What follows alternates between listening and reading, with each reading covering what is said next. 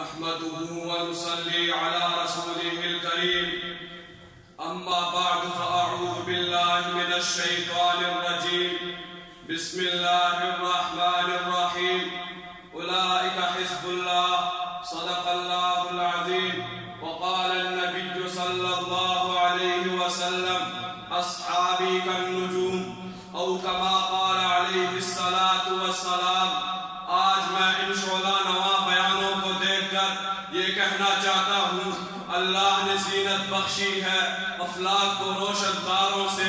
اللہ نے زینت بخشی ہے افلاک کو روشن تاروں سے.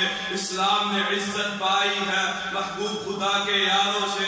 ابو بکر عمر ہے سمع و بصر, عثمان و علی ہے قلب و جگر, حضور کے ہیں منظور نظر پھر کیوں نہ ہو پیار ان یاروں سے. ہوتے ہو خفا کیوں پوچھو تو ذرا ان نادانوں سے. تعریف صحابہ ثابت ہے قرآن کے 30 پاروں سے.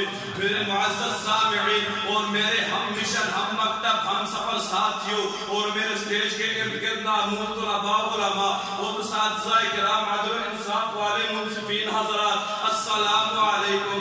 آج کا یہ تقریری مسابقہ جس موضوع کو اپنے دامن میں سمیٹے ہوئے ہے وہ ہے شان صحابہ بزبان قرآن.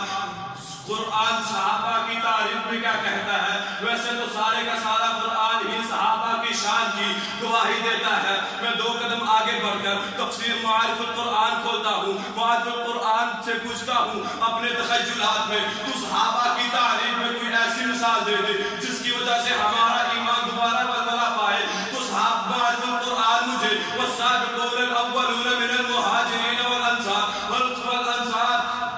یہ والی آیت میرے سامنے رکھ دیتی ہے. میں معارف القرآن سے پوچھتا ہوں اے معارف القرآن تو نے اس آیت سے کیا ثابت کر کے دیا؟ تو معارف القرآن کہتا ہے کہ اس آیت میں اللہ تعالیٰ نے سب صحابہ کا ذکر کیا. ان صحابہ کا بھی ذکر کیا جو مکے والے تھے, ان صحابہ کا بھی ذکر کیا جو مدینے والے تھے, ان صحابہ کا بھی ذکر کیا جو ہجرت سے پہلے تھے, ان صحابہ کا بھی ذکر کیا جو ہجرت کے بعد تھے.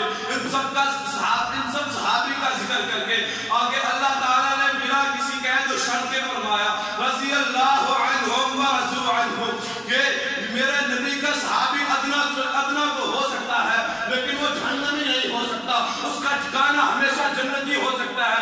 اس سے اللہ راضی, وہ اللہ سے راضی. میرے معزز سامعین اسی آیت کے تحت اللہ تعالیٰ نے فرمایا اعد لہم جنات تجری تحتہا الانہار. اس آیت سے اس لفظ سے اللہ تعالیٰ نے یہ بات بھی ثابت کر دی کہ اعد یہ باب تفعیل کے مصدر سے مشتق ہے کہ اس بات سے یہ معلوم ہو گیا کہ صحابہ کو اتنی جنت کی ضرورت نہیں تھی کہ جتنی جنت کو صحابہ کی ضرورت تھی. میں 2 قدم آگے بڑھ کر یہاں تک کہنا چاہتا ہوں کہ رب نے جنت بنائی ہی صحابہ کے لیے ہے. عزیزان من, میں قرآن پاک کے دوسرے پہلو کی طرف جھانک کر دیکھتا ہوں تو مجھے فَإِنْ آمَنُوا بِمِثْلِ مَا آمَنْتُمْ بِهِ لکھا ہوا نظر آتا ہے. تو جب میں اس کی تشریح میں دیکھتا ہوں تو اس آیت سے 2-3 آیت قبل اللہ تعالیٰ کعبے کا ذکر کرتے ہیں, یہاں پر صحابہ کا ذکر کرتے ہیں. جب کعبے کا ذکر کیا اور صحابہ کا ذکر کیا تو ان دونوں کے درمیان ربط کیا نکلا؟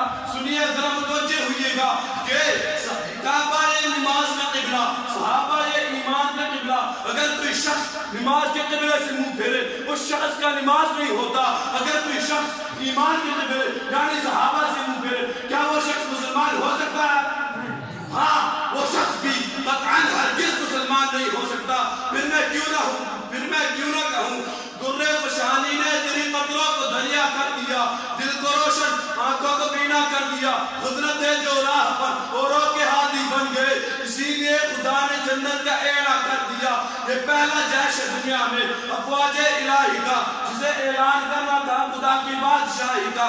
یہ لشکر ساری دنیا سے انوکھا تھا, نرالا تھا کہ اس لشکر کا افسر ایک کالی کملی والا تھا.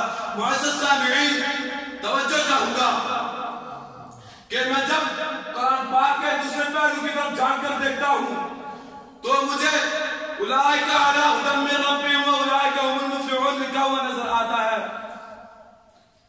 متوجہ ہوئیے گا کہ علی آتا ہے سواری, ایک چیز کا کسی کے اوپر ہونا. علی ہمارے اوپر کیا آتا ہے؟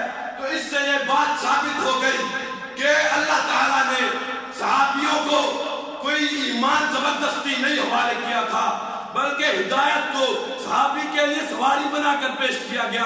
صحابی کوئی ادھر ادھر کے منگتے نہیں تھے، بلکہ اللہ تعالیٰ نے صحابی کو چن چن کر نبی کریم صلی اللہ علیہ وسلم کے قدموں میں پیش کیا۔